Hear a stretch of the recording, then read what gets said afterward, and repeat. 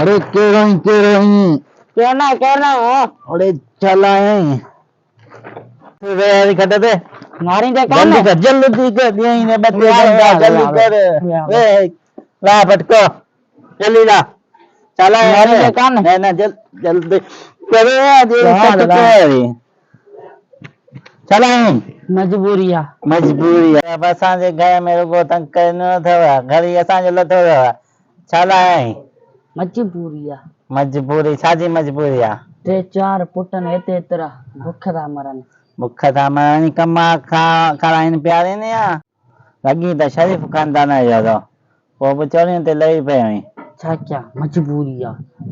अल्लाह किथे किथे कमाने वा नौकरी नथी मिले 3 पुटन भुख था मरन कमाई खाराइन कुछ त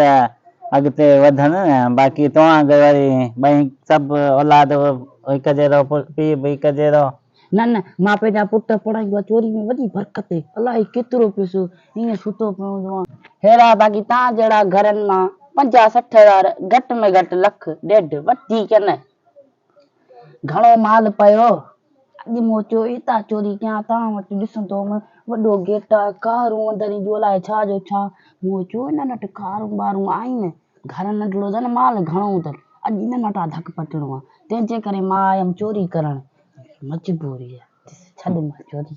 थी हुई वगल छित हो जा मी सवा दे लाए किया न हां आई पी मजो तिजोरी पया उनमें माल पानी गंजा सोना जेवर ने पैसा डोकर आने पैसा डोकर में बा लगी वई पांजो पानी खबर न पई अलाए छा थे भाई जेवर सोन सब कुछ पयो आ चाबी मोटा भला बुझे करोड़ा खान जो माल छिंदो 15-20 लाख रुपया माल आए पो ये कर अध कंदा दी चाबी दे मा खणी जा माल मुजो वरी तोखे मारिया हां तोखे हिक शर्त ते चाबी न पर मुखे तू एक खाब जी ताबीर बुधा ताबीर पूछ तू ना बैठ ना ताबीर तू पूछ हे तुझो चोर तोखा गड्डा न पूछ ताबीर पूछ ओए खाब दिठो आ मुजे पोया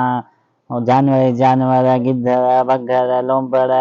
समुंड जी छलियूं वञा हिकिड़े पासे त ॿिए पासे रुगो रेगिस्तान बलाऊं विछूं ऐं टे पासे वञा त रुगो बाहि जा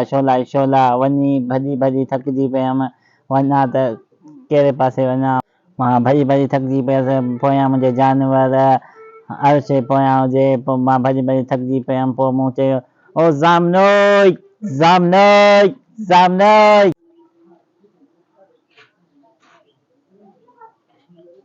बड़ी चीज़ सड़ी केके व्यारो ठई हे आयो आहे हिकु चोर बस छदीस वे गंज थी गाने हां गंज थी आवे न मार मुखे खबर पे मां चोरा खा भाई ताबीर बुधाणा रो ना ए चोरी में थी करना थी अञा